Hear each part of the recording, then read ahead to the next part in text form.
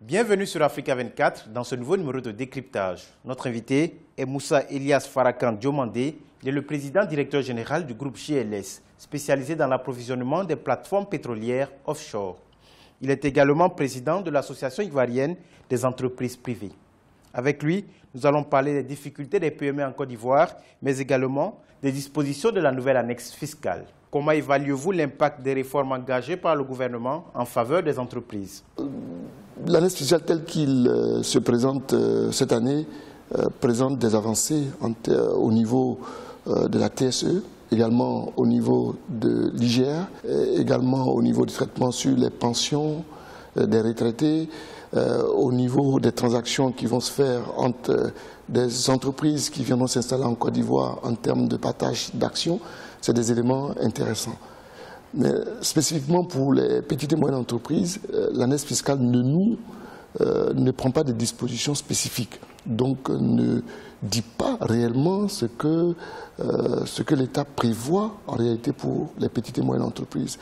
Parce qu'il ne faut pas oublier que nos entreprises reposent pour l'essentiel sur les petites et moyennes entreprises. Donc nous aurons souhaité que l'annexe fiscale à ce niveau-là nous dise réellement qu'est-ce que le gouvernement compte faire pour les PME en termes d'avantages, en termes d'encouragement à la création d'entreprises. Dans l'annexe fiscale, on a élargi le crédit d'impôt pour la création d'emplois pour les jeunes aux personnes handicapées. Quelles autres mesures les PME souhaiteraient pour booster leur compétitivité? Nous, au niveau de l'Association ivoirienne des entreprises privées, nous pensons que l'annexe fiscale devait être très claire sur d'abord le financement des PME. C'est un élément très important. Et par exemple, imaginez une taxe, parce qu'il y a des taxes qui sont vraiment inutiles, qui ne servent pas à grand-chose, mais ces taxes-là pourraient permettre de financer la création, la promotion des PME, confiées à des organismes qui sont chargés d'aider le développement des PME, mais qui ne doivent pas être des structures étatiques. Donc après, voir le mécanisme, voir comment cela fonctionne, parce que les PME conçoivent. Les PME doivent répondre aux problèmes de la société à tous les niveaux, je veux dire, en termes de conception, en termes de recherche et développement, en termes même d'import-export. Ce que vous réclamez ne peut-il pas être obtenu par le marché? On développe de plus en plus le crédit bail. Africa Guarantee Fund et le fonds Gari apportent des garanties aux banques pour réduire les risques en matière de financement des entreprises. Il ne faut pas oublier que dans l'écosystème, dans l'environnement économique, chacun joue son rôle. Les banques sont là pour faire du business. Voilà. Et généralement, nos banques ont pour vocation d'accompagner des multinationales, n'ont pas les produits nécessaires pour les PME.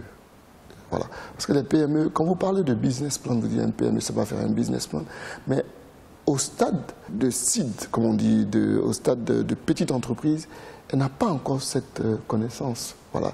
Elle a l'idée, elle fait tourner, on est dans la praticité, on n'est pas encore dans la représentation de la performance.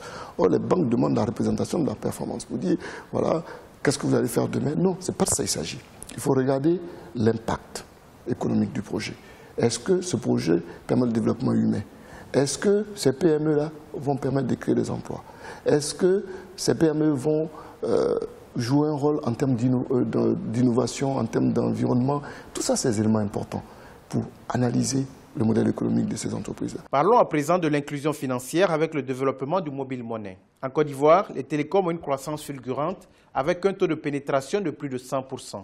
En 2016, il y a eu plus de 15 milliards de francs CFA de transactions par jour en matière de mobile money, contre 10 milliards de francs CFA en 2015. Quels sont aujourd'hui les bassins de croissance pour ce secteur? L'inclusion financière, c'est-à-dire quand on regarde les compagnies qui ont profité de ces relations transactionnelles, comme j'aurais dit, il s'agit des modèles transactionnels, elles ont gagné beaucoup d'argent. Parce que ce modèle transactionnel a mis en avant le mobile. Une très bonne chose.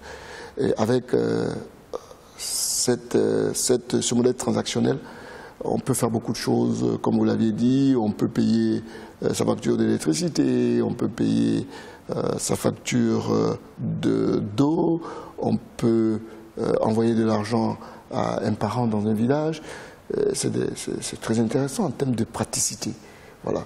Mais je pense que l'économie digitale, surtout spécifiquement le mobile, présente encore beaucoup d'opportunités que les uns et les autres doivent saisir. Ne pas se contenter simplement des chiffres 15 milliards, mais les 15 milliards vont dans la poche de qui? Voilà la réalité. Donc ça, c'est l'approche de l'entrepreneur. L'entrepreneur se dit qu'il faut que nous puissions être associés à ce modèle-là. C'est vrai qu'on dira oui, mais il faut que vous vous associez. Mais pour que nos entreprises puissent associer à cette économie du digital, il faut d'abord qu'il soit mis en place des mécanismes pour comprendre ce que c'est d'abord que les technologies téléphoniques simples, c'est-à-dire ce que c'est qu'un GSM, ce que c'est qu'un GPRS. Aujourd'hui, nous sommes... et tous ces éléments sont des niches, sont des opportunités. Nos entreprises ne doivent pas se contenter, doivent dire, écoutez, nous avons le M-Mobile qui se présente en nous, mais qu'est-ce qui sous-tend? C'est-à-dire comprendre l'architecture. En début d'année, il y a eu des remous sociaux, des grèves de fonctionnaires et des mutineries de militaires. Quel impact cela a pu avoir sur les performances économiques en 2017? S'il n'y a pas de stabilité, c'est clair que l'économie peut avoir du mal à prospérer. Ça n'empêche pas l'économie de se développer. On a vu au sortir de la Deuxième Guerre mondiale qu'il y a des théoriciens qui expliquent qu'en période de difficulté, l'humain fait preuve d'imagination. Pour nous, ces remous sociaux doivent être anticipés. Nos États doivent se projeter réellement dans la prospective. Imaginer des vrais modèles de société. Être surtout dans la transparence dans tout ce qu'on fait. Un budget, ça se discute, on est transparent. Et que ceux qui sont chargés d'animer tous ces éléments doivent faire preuve de beaucoup de transparence, doivent faire preuve de beaucoup d'honnêteté.